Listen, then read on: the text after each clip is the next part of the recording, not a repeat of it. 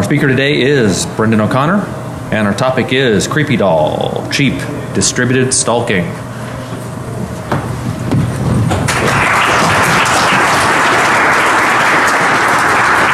Hi there. And actually, I'll take questions pretty much throughout, other than on the first slide or so. So if you have any questions, just go ahead and yell them out. There are three major takeaways from this talk. The first one is that every single thing we've been working with for the last few years leaks way too much data. Essentially, we've forgotten that privacy, not just security, is supposed to be a goal. In our efforts to make sure everything is hyper secure, make sure there's authentication tokens on everything, we've forgotten that not every user wants every part of their data exposed over the line, which is kind of interesting when we've been also defending ourselves against injection attacks and 1,000 other types of attacks on the servers. We forgot about attacks on our users. The second thing is that it's no longer possible on a technical level to blend into a crowd. Every time you see an action movie, they're stalking the major hero, and they're going, oh my God, he just went into the Mall of America. There's 10,000 people there. We'll never find him. That's not a valid assumption anymore, which means, first of all, we're going to have to get a slightly better plot device for our action films. But we're also going to have to adjust assumptions about what privacy in public means, which is something of a problem. And the third major takeaway is that we need actual fundamental level changes all the way down to the protocol level in order to fix this, which, given the way protocols works, means we're all doomed. But it's going to be a fun time in the meantime for basically the people in this room. Everyone else is in trouble.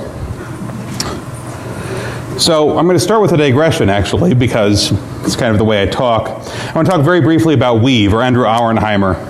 The United States government has declared, I'm calling it a flat holy war against legitimate security research. And this has direct implications for everybody in this room. In essence, it's not possible to know with certainty that you can do any request. Indeed, Weave's request was a HTTP request over unencrypted connection with a 200 OK response, and he's serving a 41-month prison sentence. So we no longer have any assurance that we can do any security research in the United States and not be indicted, or indeed any research anywhere in the world, for those of you who are old enough to remember Dmitry Skylorov.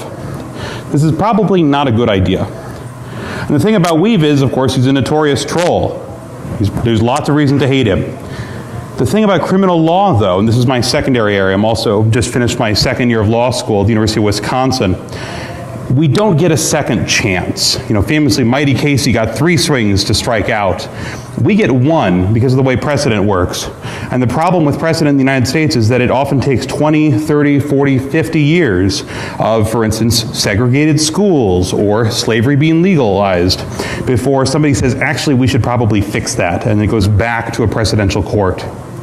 So we only get 1 time.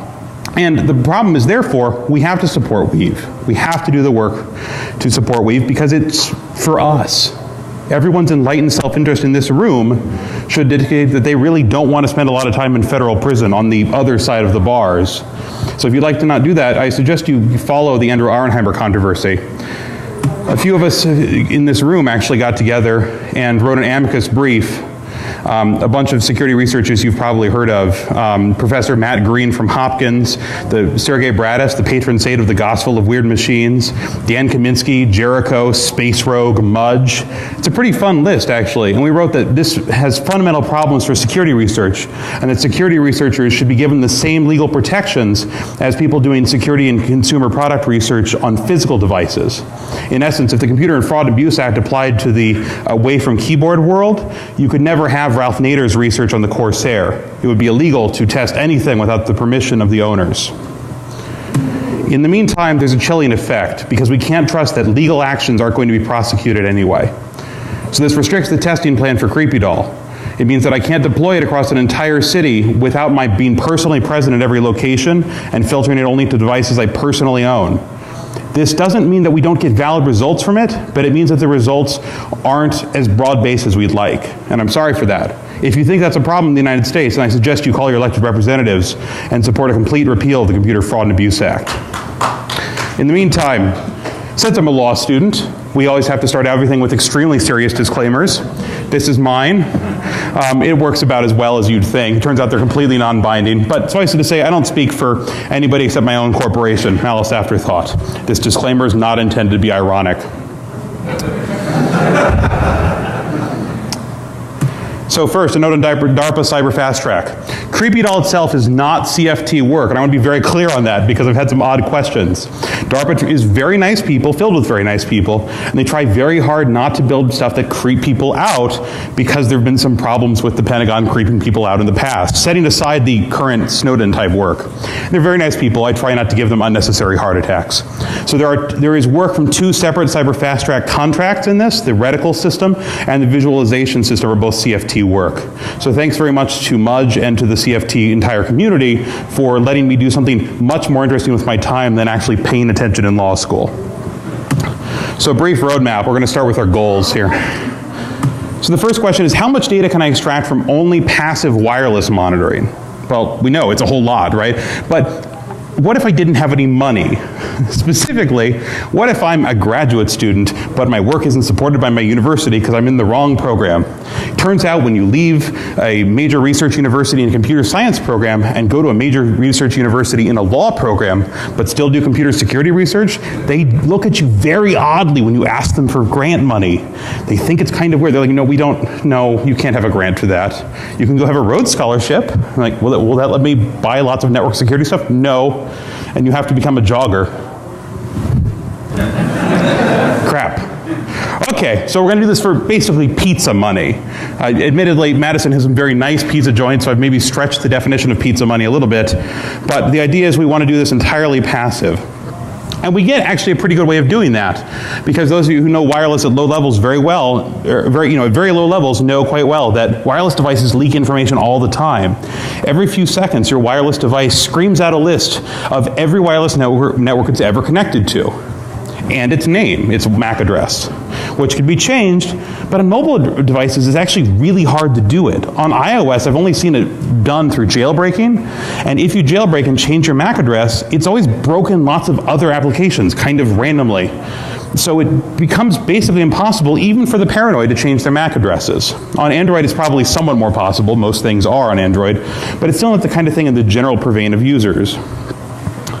So we're going to do wireless sensing, but we're going to do it with not just one network, because one wireless sensor is way old and passé. So for this we use 10, and the idea is we're going to distribute them over a whole area, and we're going to listen to wireless. But our goal isn't to look for wireless traffic, right, or wireless devices. As you can tell from the title of the talk, CreepyDOL, we really actually want to get a lot of creepy data. What we want to do is be able to track people, not just wireless devices. But it turns out that people are strapping tracking devices to themselves.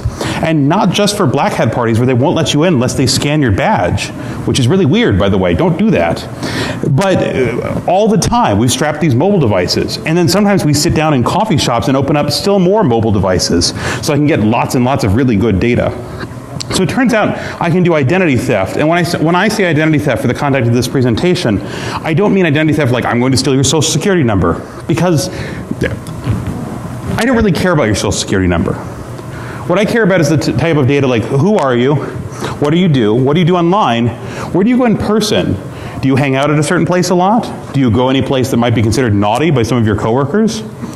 Ultimately, what I want is information about your patterns and your practice as you go throughout your day and throughout your week and throughout your month, because that's what I can use to blackmail you.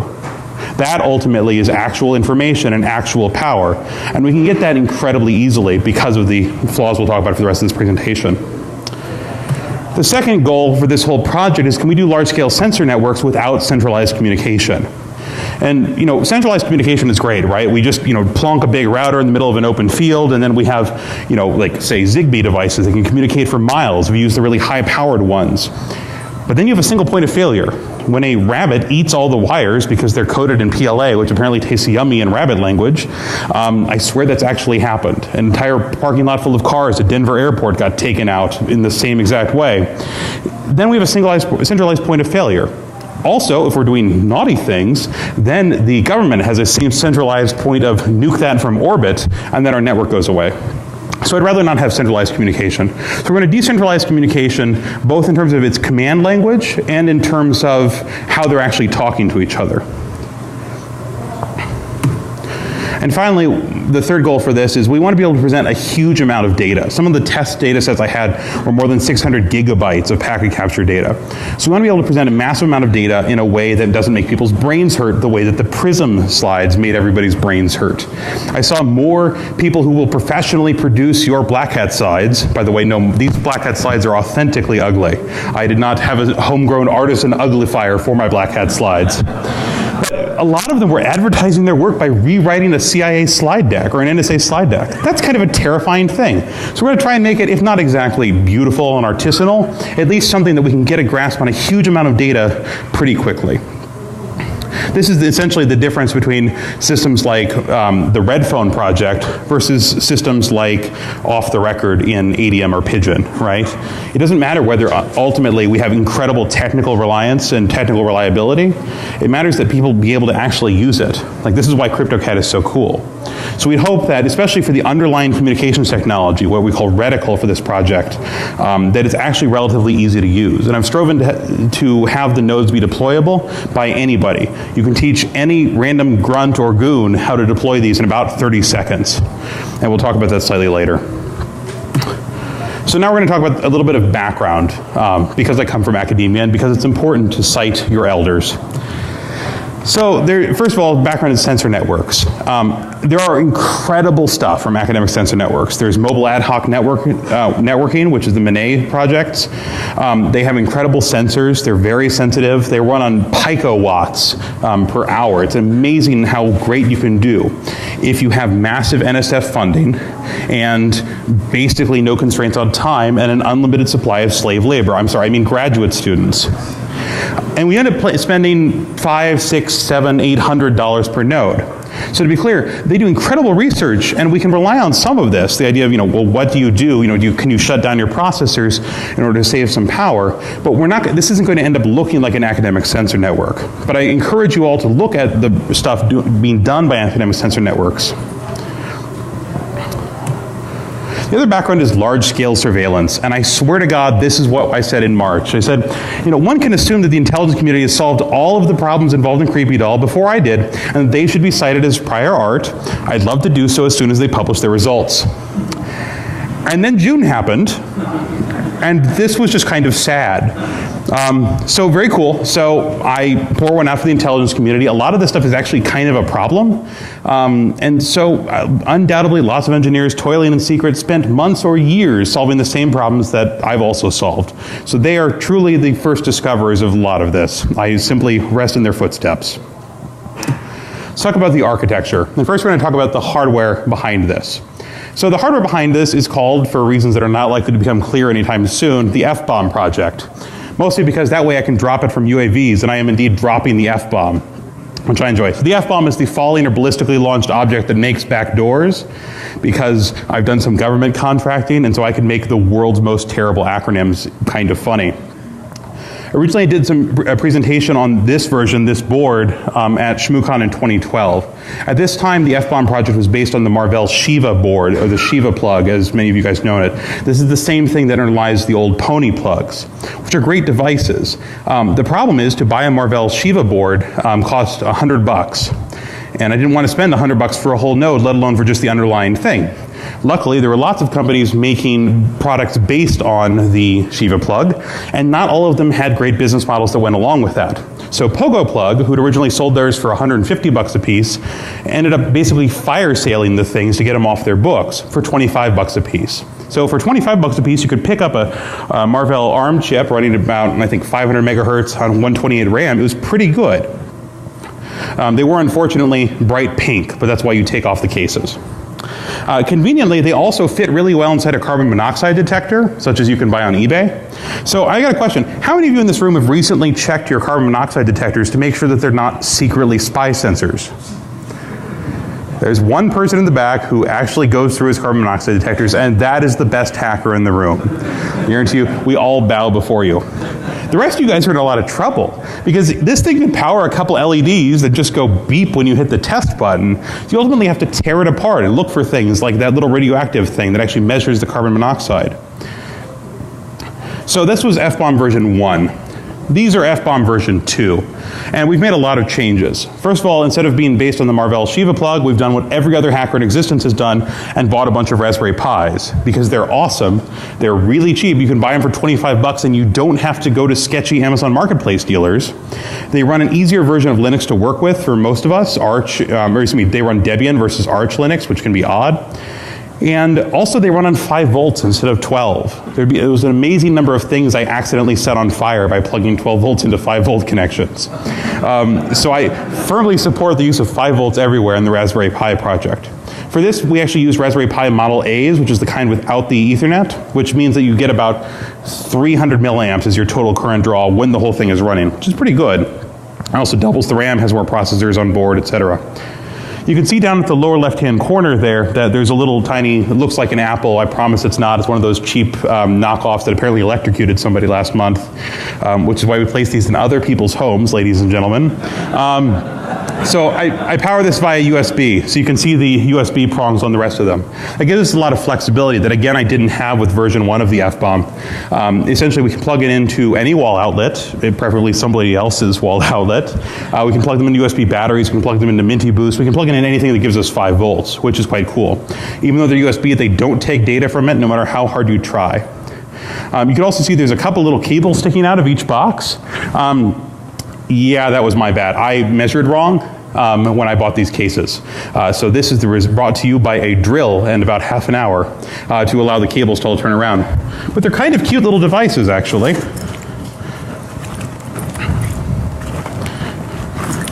So the idea is this has everything you need in order to steal an entire city's stuff. And it's all pretty cheap. A total cost for one of these is $57.08, all included, shipping included. And one of the most expensive components, annoyingly, was the case. Originally, I had intended to 3D print the cases because I love 3D printers, and then I wouldn't have to have the little bulges on the outsides. But I ended up not getting my 3D printer within about 4 months of when it was promised to me. So instead, we just bought them from a place online who were kind enough to send me, after I drilled them all, oh, you know, we can laser cut those for you for free. This was an hour and a half with a drill and little tiny ABS chunks all over my apartment. But it's pretty good. Got 2 Wi-Fis, an SD card, which is the standard hard drive for the Raspberry Pi, the USB power. It works pretty well. Basically, any 13-year-old kid who mows lawns energetically for a couple weekends can buy a 10-pack of these. And with a 10-pack, you can do a lot of really good work. So why 2 Wi-Fi? Well, it's because if you notice in the last slide, there wasn't any, and then we plug in a Verizon 3G dongle, so to give them all centralized communications. And we don't do that for 2 reasons. One, because it's really expensive and this goes against the first goal. But secondly, because that gives us a real problem with deniability. If I throw one of these at somebody, which I'm not going to do because I'm going to really injure the first row, I think, or some other random row because my arm's not very good, then you just pull it out. You pull out the MAC address for the identifier for the 3G dongle. You go to Verizon and say, who's paying for this and where's their house so I can beat them up because obviously they're spying on me. There's nothing in this that isn't sold everywhere in every country in the world, which means that you can't even target a particular country as having deployed these. So we have 2 Wi-Fi then because we simply use local ubiquitous Wi-Fi. And it's very well to say, oh, well, but only a few cities have local global Wi-Fi, right? That just works the same way everywhere and it works perfectly. In theory, we have that in Madison, but I've never actually gotten it to connect ever one time. But we don't need that because now I wrote a library. For some reason, no one had ever written an open source library that just clicked through all those little accept buttons on every little captive portal agreement. So now I did. It's called Portal Smash. It's on GitHub, and it will connect to Wi-Fi and click the little button for you so that you can have unlimited internet access. So this is our way of phoning home. So it's important to note, therefore, that this isn't what's traditionally considered a mesh network, where the nodes all connect to each other over their own radios locally. Instead, we're going to have them all phone home over Tor and create deniability that way.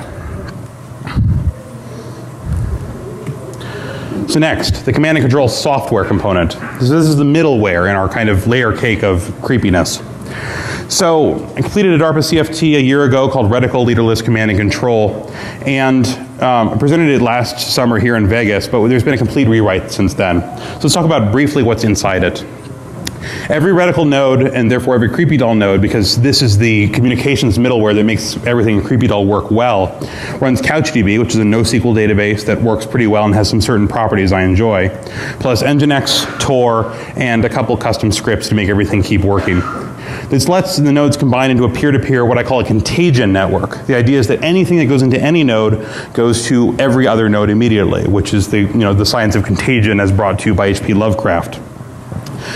They talk via Tor, which prevents anybody who has one of these things that suddenly magically showed up in their coffee shop determining where they're actually talking to, determining where the other networks or where the other nodes are. This both helps solve our introduction problem, because now instead of communicating IP addresses and having some kind of weird NAT punch-through problem, we can just have a Tor hidden service, and Tor solves our NAT problems for us, which is quite nice. The other thing is then built into reticle is what I like to call grenade encryption.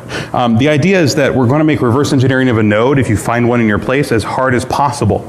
And so we'd like to encrypt all the command and control data on the hard drive, and encrypt basically everything of any use. But there's no monitor on this, and there's no keyboard. So you could do one of two things. You could store the encryption key on the device, which makes every person using encryption cry. Or you could do kind of what I ended up settling on, which is at boot, you stick a USB key in this, and then it reads the key, it saves it in volatile memory only, and then you actually pull the USB key and throw it at an enemy, which when they're on batteries works better, as long as you're not beaning people in the audience. So this makes it way harder to recover the encryption keys. Yes, you can still cold boot them, but the cool thing is that most people are going to go, huh, what's that? Unplug, and then it's too late to do a cold boot. You've only got a couple seconds. As long as we haven't created a culture in which most people's first response to anything they don't see they aren't used to seeing in their house is to pour liquid nitrogen on it, then this is a relatively effective response to the cold boot attack, especially when they're not on batteries. If we've created the liquid nitrogen pouring culture, then I think we've won and we can all go home. So as you can see, again, so we've got a Ruby, what I call the reticle runner, which is just a kind of mother script that connects to it and makes it do stuff, excuse me. I can speak English good. Then it connects to the CouchDB storage. It talks through Nginx. Talk to me offline if you'd like to know why a 2-year-old bug is ruining my life still, about CouchDB and client-side SSL verification. But the upshot is we have multiple layers of encryption. Every node has a revocable key, and they all get to talk to each other through this cute contagion network. So CreepyDOL is, in the end, just a mission that reticle runs. And reticle is open source as its own project. So a lot of the code is online already. There's been a few modifications I've made that I'll push in the next couple of weeks. And I hope that we start getting a lot more really cheap sensor network stuff that works like this, because there's a lot of good additions you could make to a node that's already as creepy as the CreepyDOL nodes are. So let's talk now about what CreepyDOL actually is, besides just this thing that runs on this other thing that is kind of confusing. So the design of CreepyDOL, first, is that we're going to have distributed querying for distributed data. We're not bringing our own bandwidth, as I already talked about. We're stealing other people's bandwidth. Very nice people with coffee shops that have accept buttons. But since we're not bringing our own bandwidth, it's tacky to capture everything in a whole area and then ship the whole PCAP home. We're going to overload Tor, which makes Tor developers sad. We're going to overload the coffee shop, which makes everybody drinking coffee sad. So instead, we're going to filter out the PCAPs and do pretty much all the actual intelligence gathering on the nodes themselves, which we can get away with because unlike academic sensor nodes, we're just using Raspberry Pis that have a good little bit of horsepower. So we're going to digest all of the queries pretty much on the endpoints and only send home what we really, really need in order to do higher level queries. So anything that we can run on the nodes, we're going to run on the nodes. And the only thing we don't do is we don't process multi-node data. That is queries that take advantage of a whole bunch of different pings over time. Because even though every node has access to all the data, in order to do that kind of query, they need to use a lot of storage space, and they don't have very much storage space. We only put little 8 gig chips in them. So instead we do the multi-node queries on the back end, and we'll talk about that in a minute. So the centralized query for high-level questions. So we don't answer questions like, well, where does he go 3 or 4 days a week looking for coffee on one node? Well, unless it really is exactly the same place. And even then, we try to pull the data off the nodes as quickly as possible. So we did these kind of higher level data mining queries, like he showed up for coffee at 8 a.m. on Monday. You showed up at coffee for 8 a.m. on Tuesday. I wonder, Wednesday, Thursday, Friday, Monday, Tuesday, Wednesday, Thursday, Friday. I think he goes there for coffee every day, right? We're not even talking high-level artificial intelligence, but we can do that as long as we don't need to run it on one of these endpoints. So we run these on a centralized system. What we essentially do is we have a data sync node that looks to everybody else like just another reticle device. And indeed, it can be just another reticle device. And it pulls the data out of the CouchDB and replicates the delete command back across everybody else's database. This allows them to continue grabbing sensor data, and as long as it gets pushed to someone else in the contagion network every now and then, we get all the data at home, and we don't have to worry about any nasty, hard computation on a Raspberry Pi, which can take a really long time. So this is our data query methodology. It's called NOM, as in we nom all of your data. And so NOM stands for three things: nosiness, observation, and mining. So observation is probably the easiest one to explain. The idea is we're going to be searching packet capture data, or packet captures for intelligence level data, right? That is, we want to know your name, not just you transmitted a packet over TCP at this point in the day. In order to do that, we could go one of two ways. Option one, which would be hard, and you're going to see we didn't do the hard things because we didn't need to, would be have an artificially intelligent matrix that looks at all packet captures, looks for strings that look a lot like email addresses, and then parses them out. We didn't do that for two reasons. One, because it didn't do very well in AI. And two, and really more importantly, is because you'd end up with a lot of data you really wouldn't know what it was. Was that an email address they typed in? Was it them viewing a list of email addresses? It wouldn't give us data that we could tie back to a device. It would give us data that we'd tie kind of to a cloud around a person, which lets us stalk their third cousin twice removed sometimes instead of the person we're actually trying to stalk. So that's not very helpful. So instead we have application-specific observation filters. This works very, very simply. I know that on a certain dating website, for instance, at a certain point in the HTML that is always transmitted, one part is, here's the authentication cookie, because most data websites haven't heard about Firesheep yet. Then, assuming I don't want to just download all their dating website data, which turns out to be really boring for most people, not that I've done that, then we can look at it and say, okay, here is where in every packet capture from the same dating website, their profile picture is. Now we've got heads moving around a map, which is kind of a cool trick, right? So now we have to do that, one for dating website A, one for data website B, and so on, right? But then these are tiny little scripts that just take a couple minutes each to write, instead of huge natural language processing or other kind of artificially intelligent mechanisms that take months or years and almost infinite amounts of storage and memory to run. So this is one part. This is the observation queries. Then we have N queries, nosy queries.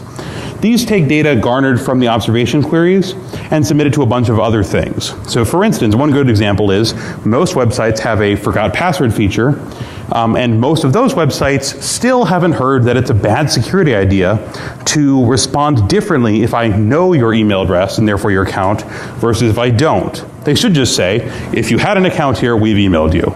But instead they say either, I've never heard of that email address, what are you talking about? Or they say, yes, we've heard of you and we've sent it home. So there's these great services online which you can send an email address to, and they'll say, hey, here's your 300 or 400 accounts on the internet that all use that same email address, which is great because then we can outsource the creepy to everybody else. Finally, we have mining queries, and these are the kind of pain in the butt ones. Mining are a little bit more artificially intelligent. They do things like, for instance, pattern and practice information. He always goes for coffee every day at 8 o'clock in the morning, or if it's me, 3 o'clock in the afternoon, because 8 o'clock is a terrible time and no one should ever see it. But they can also do queries like, hey, I see this node walking around a lot. It moves back and forth, it goes hither, it goes yon. But then there's another node that I don't see very often. But if I see it, it's always in the same place as this node, and it's always when this other node isn't moving very much. It'll walk into a place, it'll stop moving, and then this other node will show up, and then it'll go back down again, right? The node will drop off, and then this node will move again. What is that, boys and girls? That is the person's laptop. And for sure, once is coincidence, twice is enemy action. About 10 times we go, that's this frickin' laptop, and we can just save that. And then we know, take all the data from these two devices and combine them. We found ourselves a laptop. This is the kind of thing you can do with higher level data mining queries. And again, another useful area for future work, because I haven't had time to implement a lot of the mining queries, just a little bit. So we can get all of this type of data because all of these applications leak way too much. Here's a packet from Apple's iMessage. It's the standard waking up an iPhone, pull to see if I've got any new messages packet. And if you look down at the bottom, you can see something very interesting that shouldn't be here. Because iMessage is secure, right? Really smart people have told us, what about all the security, right? You can't read iMessage, can you? No, I can't, because go ask a real cryptologist about how to read iMessage. I'm not there. But what I can read is the last line there where it says iPad 3.1 and running 61310B329, which is the iOS build number. So now I know that whoever this person is, they're carrying an iPad. It's an iPad third generation, and it's running 613. So immediately I know if it's an older version, I can exploit it. And I know what to look for if I'm going to mug them, which is quite nice. There's no reason to transmit this data. If Apple needs to know it, which I don't know why Apple would need to know it, but let's just assume that Apple does need to know it. Why is that in the user agent, which is not protected by TLS, instead of somewhere inside the TLS envelope? This is what I meant before. We're leaking too much data for just random reasons, essentially.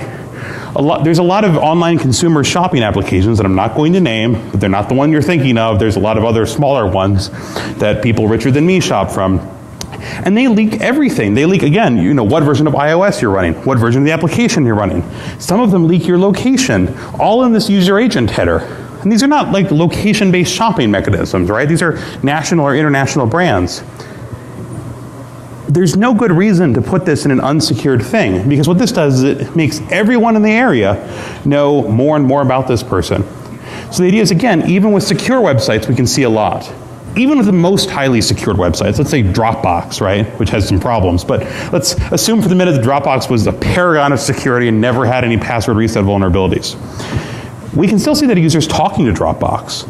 If we've gotten their email address from something else, now we know, well, I've got their email address. If they've got a forgot password recovery that, like the Apple one, allows me to guess a couple other things I've probably stolen from the online dating profile, like the name of their third cat, then, I've got an account.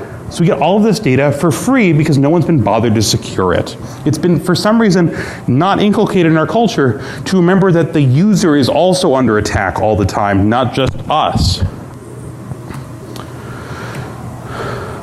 So this is the overall architecture, and the text is a little bit small. But on the left, you can see 5 example CreepyDOL nodes. They all talk to each other. They drop data into a sync node, which is just another CreepyDOL node. The only difference is the sync node is programmed to delete data off of the network.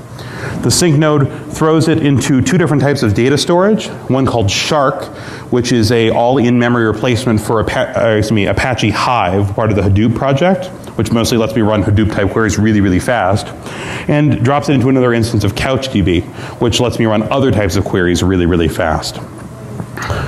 Then we talked to the visualization layer. Remember when we were going to do nice user things, we weren't going to have Brendan talk for an hour on end about all the stuff on his slides? Yes, we're going to have the visualization layer too. And so that's just going to talk to those last data providers. Finally, we talked to an OpenStreetMaps provider such as CloudMade so we can get maps. Because at the end of the day, we want to see people running around the room for our entertainment. The visualization comes from a second DARPA CFT contract that's also called NOM for reasons that I'm not going to go into right now. And I use the Unity game engine. How many of you guys have ever programmed with the game engine before? Like 5 or 6, right? They're really cool though, because there are millions of mythical man months and mythical woman months that go into developing these things by people who really know games. And for those of you guys who've tried to do visualization before and rolled your own engine or just used processing, which is what I usually do, it's so nice to be able to just say, throw in 10,000 nodes, and it'll just pretty much work.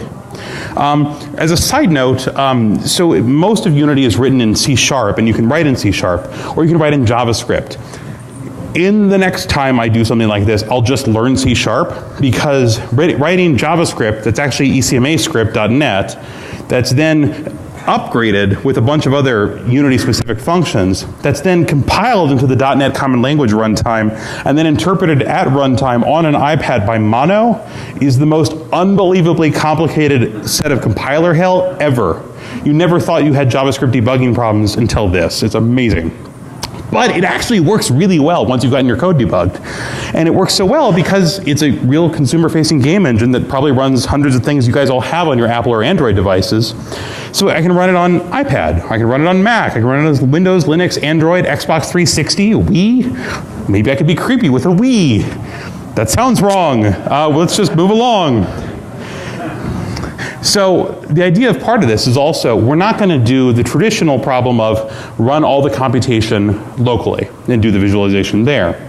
For two reasons. One, we have a larger scale problem. If you have 600 gigabytes of RAM on your local computer, I would like to make you my friend. But I do not, so I can't run this level of data visualization on my own computer. So we're going to outsource it. We're going to actually outsource it to the cloud, and we'll talk about that a little later.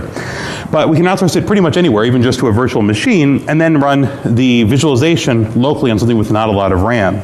So if you can run a Unity game, which means if you've got a computer in the last 10 years, or a mobile device in the last 3, you can run the non-visualization system. So what does this actually look like? Well, we've got a demo video, because I didn't want to taunt the demo gods by actually doing this quite live, but I recorded it just yesterday, so it's pretty good. But first, we're going to talk back about test parameters. Remember weave? So to prevent badness and sadness and being on the very pointy end of a government investigation, we only looked at our own data. Let's all say together, we only look at our own data, because otherwise there are federal prosecutors with very small senses of humor. So no part of this ever collected data from any random stranger. As I mentioned, that sucks, right? Because like it's way more fun. And it's probably legal. Most courts have said that Wi-Fi sniffing is legal. And you go ahead and get on stage and talk about how much you sniff from all the people of Madison. I'll dare you. So this doesn't prevent us testing scaling, because we can just either generate more data or switch our own MAC address randomly or a few other things like that. It doesn't prevent us testing the accuracy. All it does is it means that we only have one person to stalk, me. So I'm going to put all my personal information up on a stage in about 20 seconds. So I hope you all feel the pain of me not simply taking the identities of every person in Madison who probably wouldn't even notice. So this is what it looks like. Powered by Unity, because may as well give them a plug. I'm sure they'll love that PR.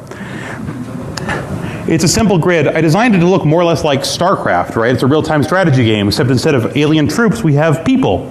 We have the people pop up, and quickly we get from OpenStreetMaps the map. We can zoom in, we can zoom out, which is quite nice. The little black dot in the middle is just so I can see where the camera is pointing, because again, not a professional games developer.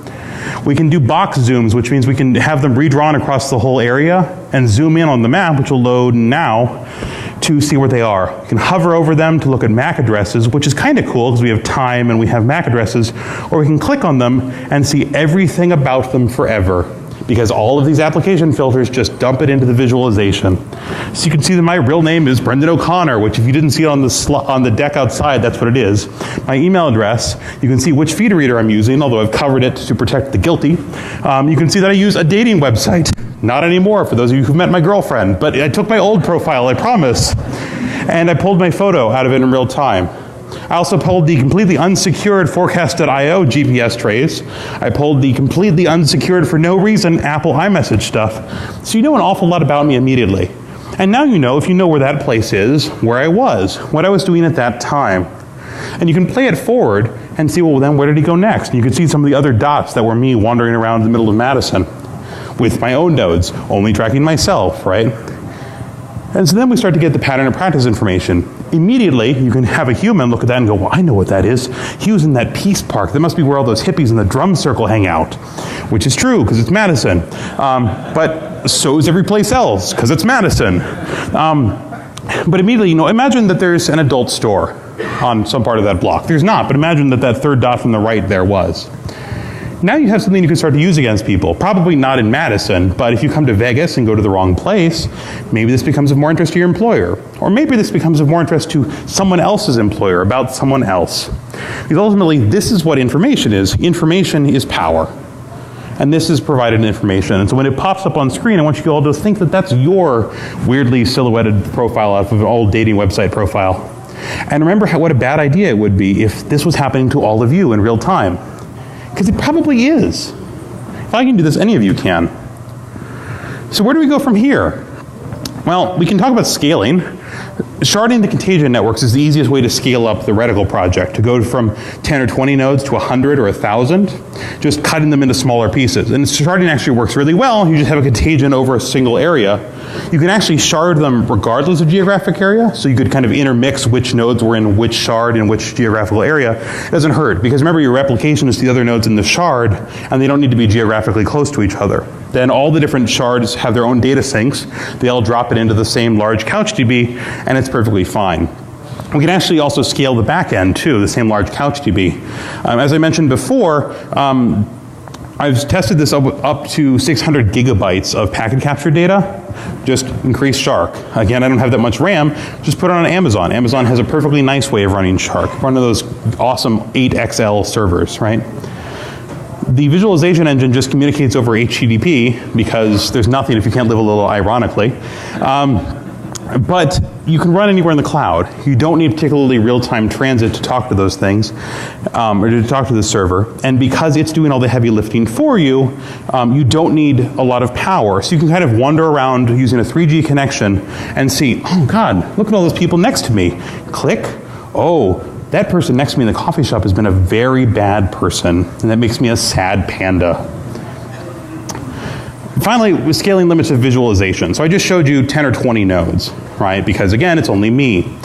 I've tested this to a couple thousand. After a couple thousand, the visualization gets a little angry because ordinarily I'm told games developers have something called common sense about how much their computer can hold. But the cool thing is, again, there are really smart graphics people who figured out how to do this next. And so we can do standard techniques out of video games, such as, first of all, grouping, which I'm actually already doing. You saw the black nodes versus the white, and the black nodes were actually groups of data, so that if they're essentially on top of each other, they just make them one node where you can click. But we can also do things like a limited field of view and a limited range of view, so that you could, since you couldn't see anything 20 miles in the distance anyway, if you were in a first-person shooter, we don't draw things 20 miles away from your screen. This is all pretty standard stuff. It's the obvious next place to go.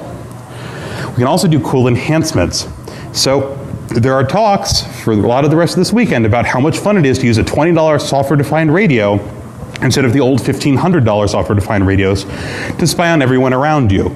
I will leave it to the reader's imagination exactly what you could do if you could listen to any frequency above 50 megahertz and up to about 2 gigahertz for an arbitrarily large period of time. I will tell you that a Raspberry Pi can actually process the data from an RTL SDR, which means that you can do the same kind of observation level filter in real time on a Raspberry Pi. And again, if we're only saving results into the database, then it all works quite well. Obviously, you could break into your local Wi-Fi. I didn't. There's plenty of Wi-Fi. There's no point in breaking into my local Wi-Fi. Just click the accept button. But it's very, very easy to add something like Reaver or other standard types of attacks to break into your local wireless network and then use that to make sure you've got wireless everywhere.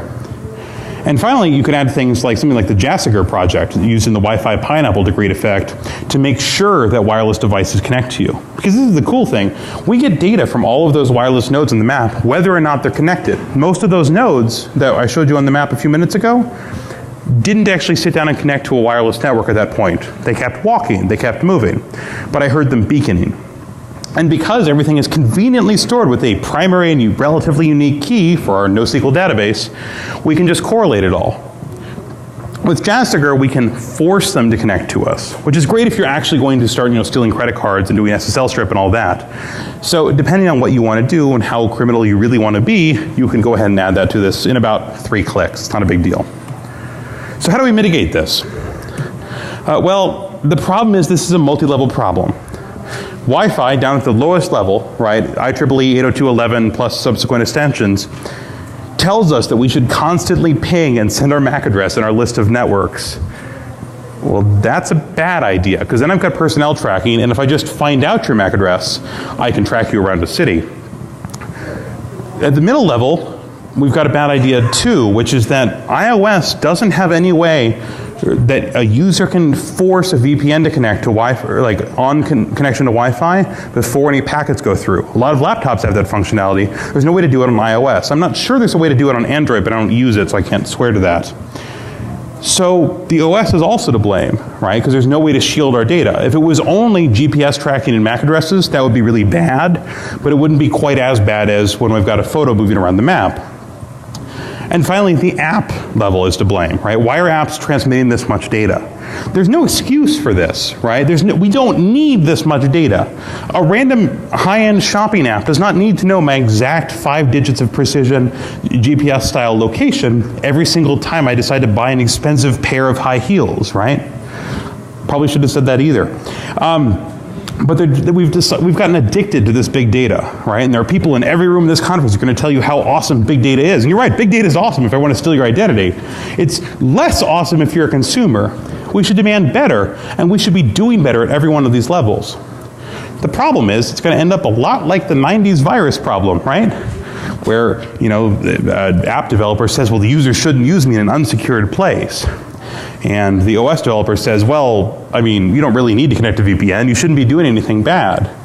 Even though the first time you connect to Wi-Fi, it automatically sends your iMessage updates, your Dropbox updates, every push message in the world before you have a chance to click the VPN button. And the IEEE is going to go, hey, we don't do security. I mean, like, look at web. Like, we're terrible with security, so why should we care at all? The problem is it's everyone's problems, just like it was when every user in the world was getting viruses every 30 days because the OS was broken and the users were broken. We have to fix every layer. So it's the status quo, right? We're the status quo, we're just going to be doomed. Unfortunately, the status is not quo. This is not an acceptable behavior. We cannot, as users and as developers and as hackers, tolerate this level of privacy leakage. We should be doing better, and as developers, we have a responsibility to do better.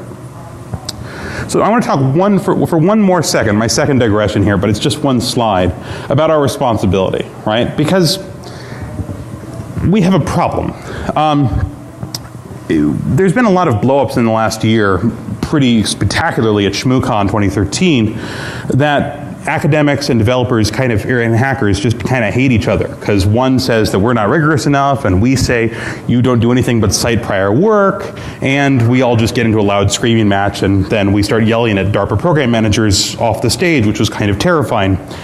So there needs to be some kind of way that we can figure out what our responsibility is. We can figure out what the best practices are. Because the problem is, for every project like CreepyDOL, for every project you've heard here, we have an awful lot of time spent reinventing the same thing, right? Whether that's figuring out again how Kaminsky injected Len Sassaman's face into the Bitcoin stream, but it didn't really get published, or figuring out, you know, how exactly the SSL strip attacks, but it wasn't published very easily, or just the fact that a lot of times a lot of the best work is in 2 or 3 tweets. Heck, there's a whole crypto library they just published in 2 or 3 tweets.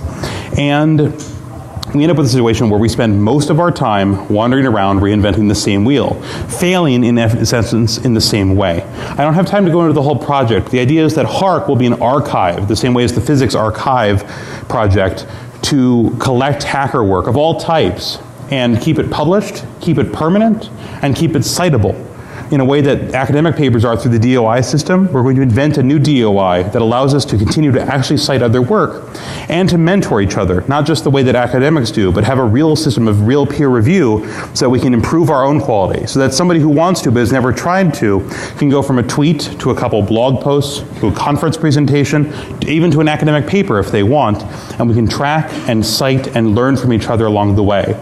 The HARC project is to help us fail better, and it's available at theharc.net. Please come support us.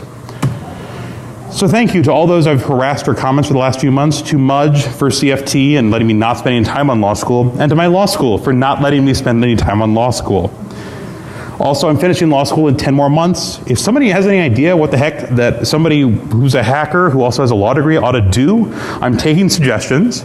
Drop me an email, even if the email is, even if it just says you're a lawyer, kill yourself. It's at least kind of fun to figure out how prevalent that is in our community. And again, check out theharc.net, because I think this is the only way we can move forward, is to stop failing the old same ways. Thank you all very much.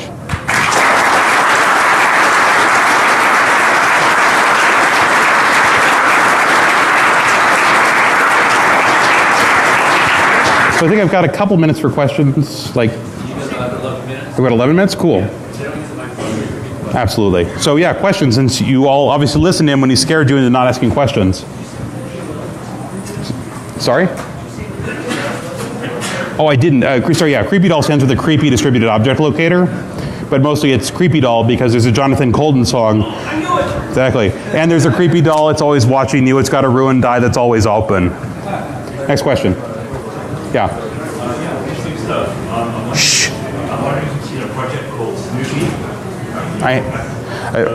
A project called Snoopy. No, I've never heard of it. Sorry. I released a fucking tool last year at DEFCON London. Snoopy is a distributed tracking profiling data setting framework. So that plus your... This is why we need HARC, is because I should have been able to find this. I did months worth of just searching for stuff that were like this, and I never found it. So no, I'm really sorry, but I'd love to talk to you. Okay, so maybe just some things that I encountered that Exactly, yes. Let's fail better together. It'll be awesome. Yes. Yeah. Your fault proof problem. So like you deploy this on the N900, which has an accelerometer. So someone picks it up, makes it itself. Can you get an N900 for 20 bucks? You can get it for about 60. That's not bad, actually. Second-hand one. So actually, the hardware I use in the system I built now, so I just rebuilt it, and I use the Beagle bone. You over that, it's about $40. So it's much more stable than pipe. Gotcha. Yeah. Also did big load testing on. Fair enough. Yeah. License on data. Right. So just to summarize for everyone else who couldn't hear that, so the idea is why didn't you use other hardware, both the Beagle bone, which he's used, which is awesome software, or awesome hardware, and the Nokia N900. And the reason is in both cases actually cost. It's the same reason I couldn't use Arduinos, because they both just cost a lot more off the top. And the idea was to make this as cheap as possible. That doesn't mean other people can't do it better who have grants. I just don't. Other questions? Yeah.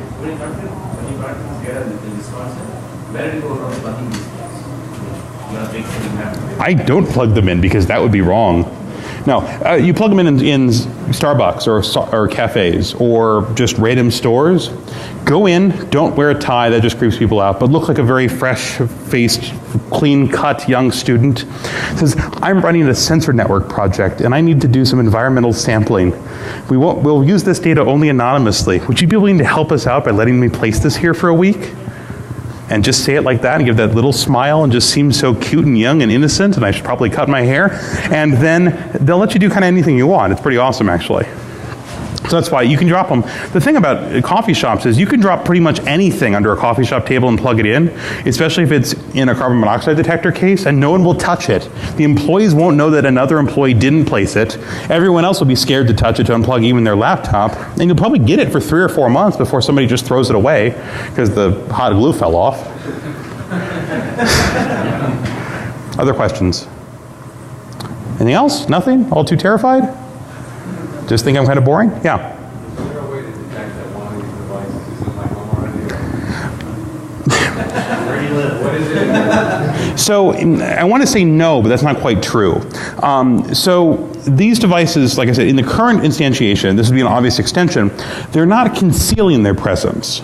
So if you just look on your list of wireless clients, and you know every wireless client in your house, then you can just go through enumerate, turn them off, and if you find one you don't know where it is and turn it off, then you run around with an axe cutting open every small box until it gets turned off, right?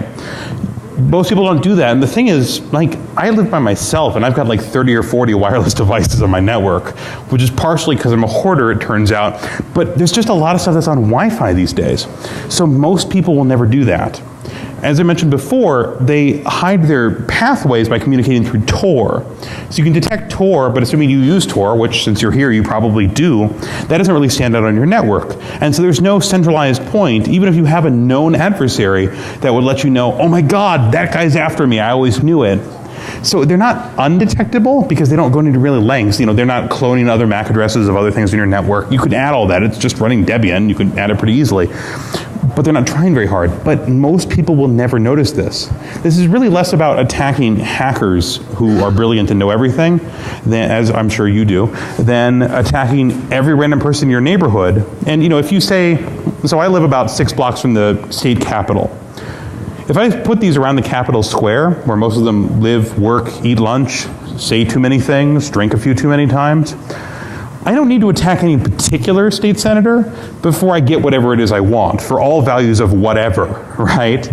You find somebody with power and then you exploit them. In the words of Dr. Horrible, it's a whole big world out there and I just want to control it. Anything else? Yeah.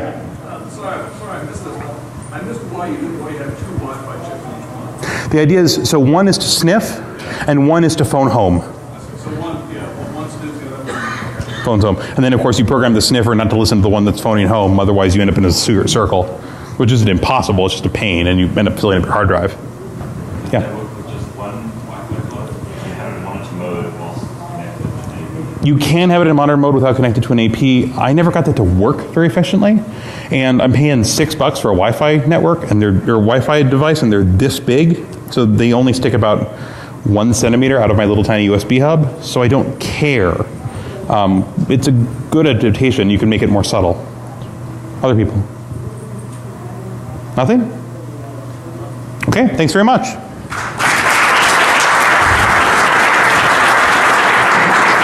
to know with certainty that you can do any request. Indeed, Weave's request was a HTTP request over unencrypted connection with a 200 OK response, and he's serving a 41-month prison sentence. So we no longer have any assurance that we can do any security research in the United States and not be indicted, or indeed any research anywhere in the world, for those of you who are old enough to remember Dmitry Skylarov. This is probably not a good idea. And the thing about Weave is, of course, he's a notorious troll. There's lots of reason to hate him. The thing about criminal law, though, and this is my secondary area, I'm also just finished my second year of law school at the University of Wisconsin, we don't get a second chance. Famously, Mighty Casey got 3 swings to strike out. We get 1 because of the way precedent works. And the problem with precedent in the United States is that it often takes 20, 30, 40, 50 years of, for instance, segregated schools or slavery being legalized before somebody says, actually, we should probably fix that. And it goes back to a precedential court. So we only get 1 time. And the problem is, therefore, we have to support Weave. We have to do the work to support Weave because it's for us. Everyone's enlightened self-interest in this room should dictate that they really don't want to spend a lot of time in federal prison on the other side of the bars. So if you'd like to not do that, I suggest you follow the Andrew Auernheimer controversy. A few of us in this room actually got together and wrote an amicus brief. A bunch of security researchers you've probably heard of. Professor Matt Green from Hopkins, the Sergey Bradis, the patron saint of the Gospel of Weird Machines, Dan Kaminsky, Jericho, Space Rogue, Mudge. It's a pretty fun list, actually. And we wrote that this has fundamental problems for security research, and that security researchers should be given the same legal protections as people doing security and consumer product research on physical devices. In essence, if the Computer and Fraud and Abuse Act applied to the away from keyboard world, you could never have Ralph Nader's research on the Corsair. It would be illegal to test anything without the permission of the owners. In the meantime, there's a chilling effect because we can't trust that legal actions aren't going to be prosecuted anyway. So this restricts the testing plan for CreepyDOL. It means that I can't deploy it across an entire city without my being personally present at every location and filtering it only to devices I personally own. This doesn't mean that we don't get valid results from it, but it means that the results aren't as broad-based as we'd like. And I'm sorry for that. If you think that's a problem in the United States, then I suggest you call your elected representatives and support a complete repeal of the Computer Fraud and Abuse Act. In the meantime, since I'm a law student, we always have to start everything with extremely serious disclaimers. This is mine. It works about as well as you'd think. It turns out they're completely non-binding, but suffice it to say, I don't speak for anybody except my own corporation, Malice Afterthought. This disclaimer is not intended to be ironic. So first, a note on DARPA Cyber Fast Track. CreepyDOL itself is not CFT work, and I want to be very clear on that because I've had some odd questions. DARPA is very nice people, filled with very nice people, and they try very hard not to build stuff that creep people out because there have been some problems with the Pentagon creeping people out in the past, setting aside the current Snowden-type work. They're very nice people. I try not to give them unnecessary heart attacks. So there is work from 2 separate Cyber Fast Track contracts in this. The reticle system and the visualization system are both CFT work. So thanks very much to Mudge and to the CFT entire community for letting me do something much more interesting with my time than actually paying attention in law school. So brief roadmap. We're going to start with our goals here. So the first question is, how much data can I extract from only passive wireless monitoring? Well, we know it's a whole lot, right? But what if I didn't have any money? Specifically, mapping tracking devices to themselves. And not just for BlackHat parties where they won't let you in unless they scan your badge, which is really weird, by the way. Don't do that. But all the time, we've strapped these mobile devices. And then sometimes we sit down in coffee shops and open up still more mobile devices so I can get lots and lots of really good data. So it turns out I can do identity theft. And when I say identity theft for the context of this presentation, I don't mean identity theft like I'm going to steal your social security number, because I don't really care about your social security number. What I care about is the type of data like, who are you? What do you do? What do you do online? Where do you go in person? Do you hang out at a certain place a lot? Do you go any place that might be considered naughty by some of your coworkers? Ultimately, what I want is information about your patterns and your practice as you go throughout your day and throughout your week and throughout your month, because that's what I can use to blackmail you. That ultimately is actual information and actual power, and we can get that incredibly easily because of the flaws we'll talk about for the rest of this presentation. The second goal for this whole project is, can we do large-scale sensor networks without centralized communication?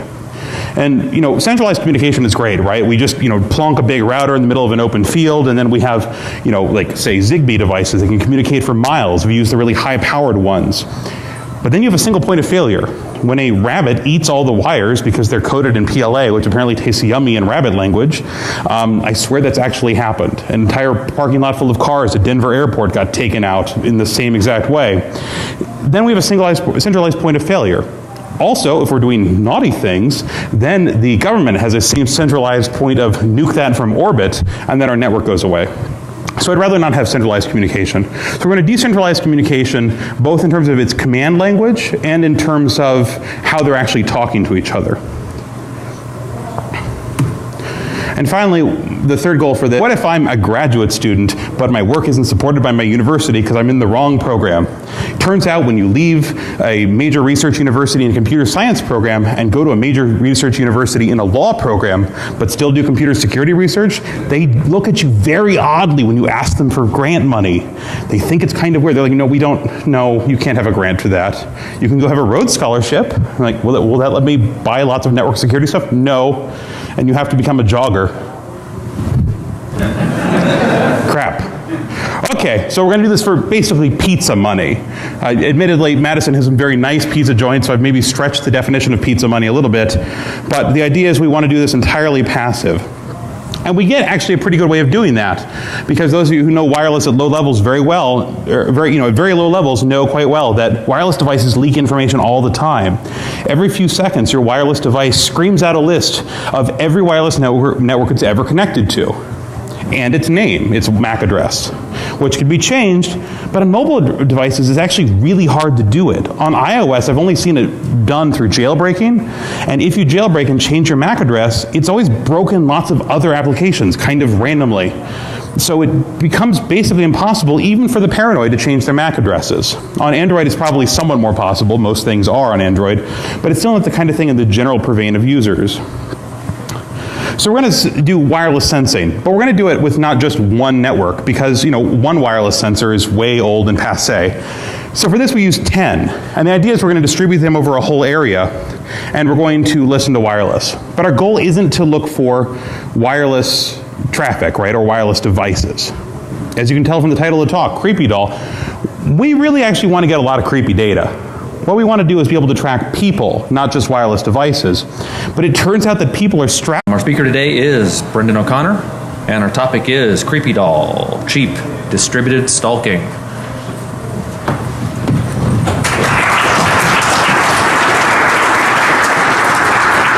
Hi there. And actually, I'll take questions pretty much throughout, other than on the first slide or so. So if you have any questions, just go ahead and yell them out. There are three major takeaways from this talk. The first one is that every single thing we've been working with for the last few years leaks way too much data. Essentially, we've forgotten that privacy, not just security, is supposed to be a goal.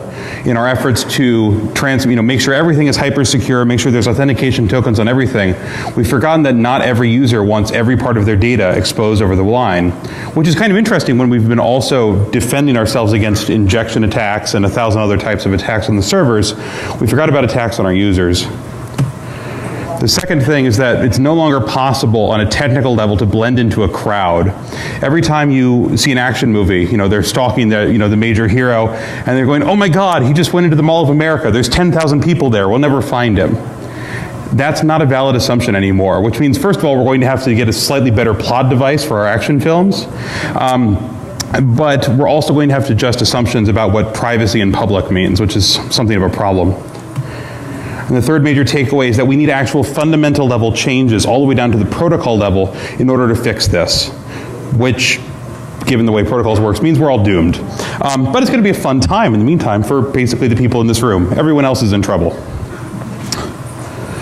So I'm going to start with a digression, actually, because it's kind of the way I talk. I want to talk very briefly about Weave, or Andrew Auernheimer. The United States government has declared, I'm calling it a flat holy war against legitimate security research.